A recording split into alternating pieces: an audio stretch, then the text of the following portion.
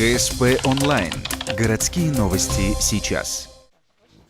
Ухтинские водители школьных автобусов приняли участие в республиканском конкурсе профессионального мастерства. Состязание для шоферов впервые прошло в прошлом году в 2 муниципалитетах. После проведения оказалось, не все профессионалы, особенно с большим стажем, сохранили свои знания.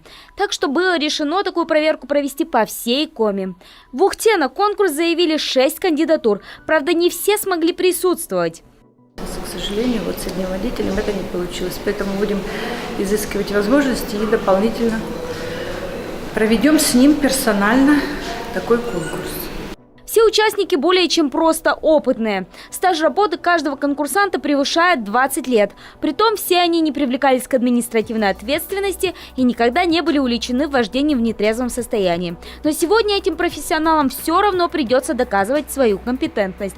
Конкурс проходит по 3-ступенчатой системе. Первый этап – это сдача экзамена по правилам дорожного движения, то есть это они сдают билеты по ПДД категории С и Д. Следующим этапом будет сдача экзаменов по медицинской помощи, по оказанию медицинской помощи. И третьим этапом, наверное, самым интересным, это будет, они будут показывать свое мастерство в управлении школьным автобусом на автодроме. Ну, это будут стандартные задания: проехать змейкой, эстакада обязательно, заезд в гараж.